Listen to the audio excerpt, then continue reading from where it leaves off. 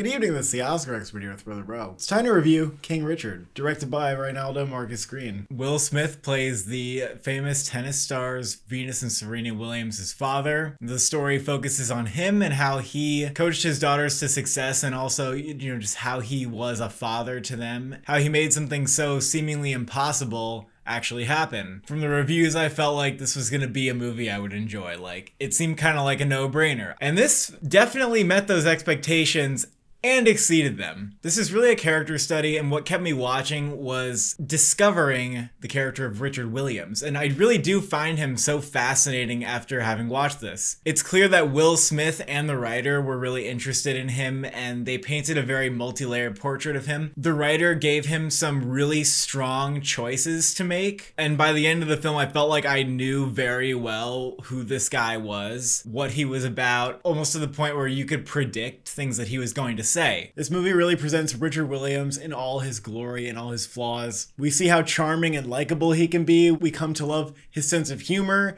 We also come to grow frustrated with him throughout the movie. The script gives the character so many little accents that define their personality, and Will Smith seems to have a deep appreciation and understanding of this man. I got the sense that he totally transformed for this role. I was not watching Will Smith, I was watching Richard Williams, and I really got a sense of who Richard Williams was at his core and where his values came from, what he was fighting for. Because there are some aspects of Richard Williams where he's so persistent, the kind of guy that jams his foot into the door. In a different movie, he could have come across like a swindler where he's just pitching himself and it becomes kind of annoying or soulless. But you see how he views what he's doing as a means of survival. Will Smith really allows you to see every layer of this man, and especially lets Richard's heart shine through first and foremost. You completely believe who he is. I was completely sold on all of these choices that Will Smith made for this character, and even though his voice is so strange, his accent was very consistent throughout. What's special about this movie, and where it goes beyond being just another biopic, is that without having an explicit flashback, you come to understand exactly where this character is coming from and how his place within society has shaped him to be who he is. And I like that they made his blackness such a big part of this film. I like that we're always sort of aware that they're entering this white society that really does not interact with people like them. I've seen biopics just like completely gloss over things like that. I really like the moments where the movie focused on the family as a whole, because oftentimes Richard Williams feels like he's steering the ship of his entire family and doesn't really bother to look back and see the work that other people are putting in. So those moments that we do get where we see the family and the other characters there being fleshed out, those are really important. I actually would have probably even liked a few more of those.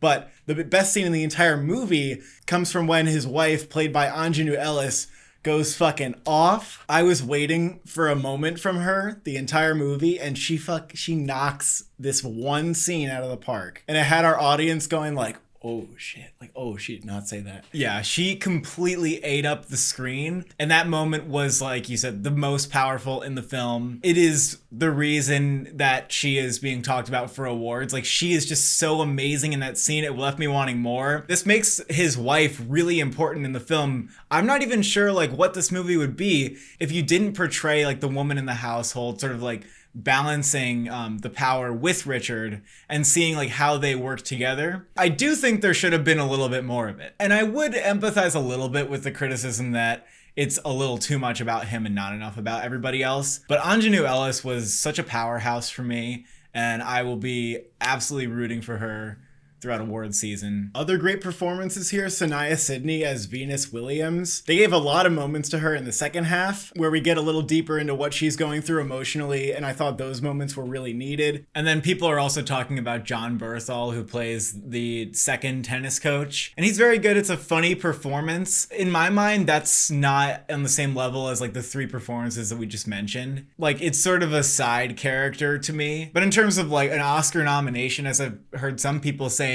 I don't fully buy that, but weirder things have happened, so I'm not going to rule that out. I enjoyed his performance a lot. He played a really memorable, kind of goofy guy. The first tennis coach was also very good, but very understated. Like, no one's going to talk about that performance, but it was a very believable person. Overall, the tone of this film was very breezy and light. I like that they didn't get too caught up in the highs and lows of like winning and losing of sports. Again, I was more invested for the character and how he was going to approach every rung of the ladder that he's climbing. And the interesting part of the film was just seeing the decisions that he and his family make along the way. Even though this film had an invisible directing style where the camera shots are not calling attention to themselves, I did think it was very well put together. The choices they made throughout, like with the outdoor lighting, were very consistent. It had a nice warm glow to it, yeah, I think. Absolutely. The camera movement was always really smooth and sometimes very dynamic. I thought the editing, sound mixing, and score were also very good. The score I probably wouldn't listen to on its own, but I thought, yeah, this is working really well for the scenes that it's in. If I'm on nitpicks, I did think the film started to drag a little bit in the second half. I got a very good sense of Richard Williams' character in the first half, and the second half has some really important pivotal moments for the character,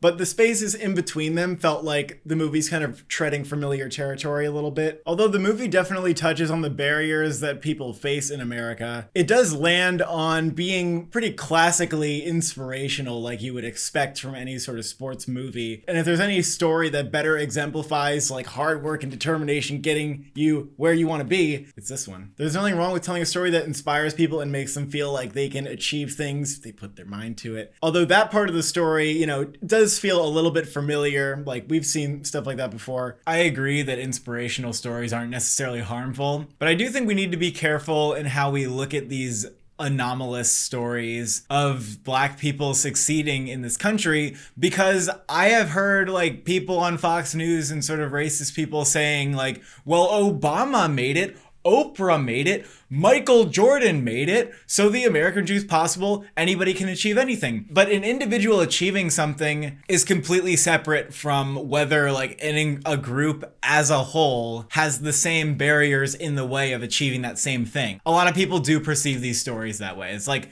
this is an American story of overcoming adversity, and if only everybody would apply the same willpower to their situation, they could overcome it as well. I don't agree with that like at all, and the movie is not like explicitly saying that, but a story like this does in a sense perpetuate that mindset. And I'm saying that as someone who really loved this movie. Yeah, I can see how the movie could leave people coming away with that takeaway. Although at least the movie does touch on what those barriers are for people to overcome. And if you're going to tell this story, it's kind of impossible not to have that message about like overcoming adversity. So to an extent, you can't really blame the movie for having that, but it is important to like kind of know the context, I guess. It's not a criticism about like the writing or the storytelling at all. It's really more of a critique of how the film might fit into the culture or how people might perceive it. This to me is Oscar bait at its best. Like, it's trying to appeal to a wide audience, and it's doing it very successfully, and I'm very excited to recommend this film to nearly anybody. I like having that film that I know my parents are gonna love. Yeah, I agree. I need a little bit of Oscar bait in my diet, and this was really nice to have. It's one of the feel-good crowd pleasers of the year. And I liked it better than Belfast, and that was also Oscar bait. Like, I prefer this Oscar bait to Belfast. I think I prefer it a little bit to Belfast too. I don't know if we need to pit them against each other, but like maybe we should. They're already pitted against each other in my mind. And it does have that feeling like this could be a Best Picture winner. Like, is this gonna be it? It definitely doesn't have the same like frontrunner buzz as Belfast does. But it might have won TIFF if it was there, just saying. Yeah. But I do think King Richard is gonna end up ticking a lot of those boxes that you see a Best Picture frontrunner tick. For example, getting a SAG Ensemble nomination, getting an editing nomination, being a player in acting categories. I think it's going to go for a screenplay nomination. Oh, 100% it'll get screenplay. But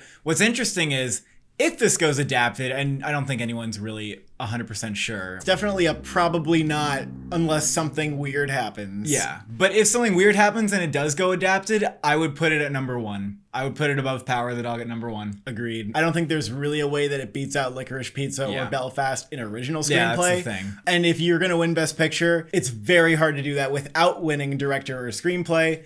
Will this even get nominated for director?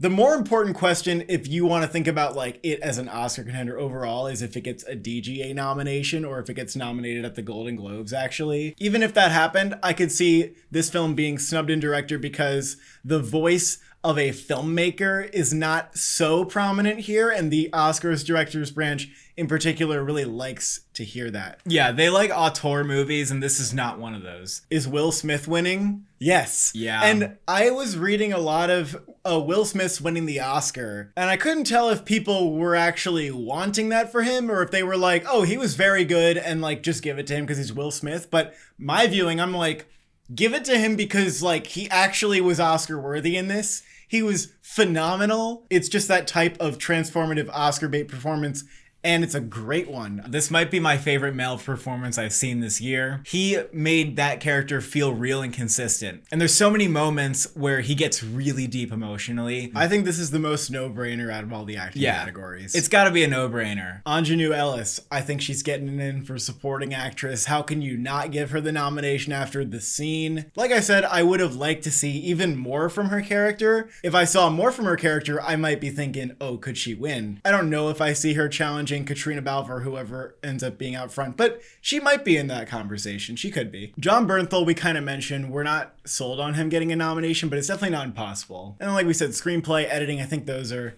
getting in. And then original song, Beyonce fans, listen up. Yeah, the original song was actually really good. Even though it does play over the credits, it was a good song and it felt like it had a clear purpose. Yeah, and they kept you around for it by playing the real footage, so you're not just leaving the theater. You thinking it's gonna win song? Obviously, it's not without competition because you have Lin-Manuel vying for the Oscar for Encanto, and then you have Billie Eilish for No Time to Die, and as we know, the past two Bond films both one song. So you never really know, but the opportunity to give Beyonce an Oscar, I think a lot of people can get behind that. And also just King Richard being like a Best Picture contender, that's also probably important. Extremely pleased with this film. I would give it a 9 out of 10. I was very happy with the movie, but I do have some nitpicks with it, and I'm gonna go with an 8 out of 10. Thank you for watching. Thank you for subscribing. What does your dad train you to do?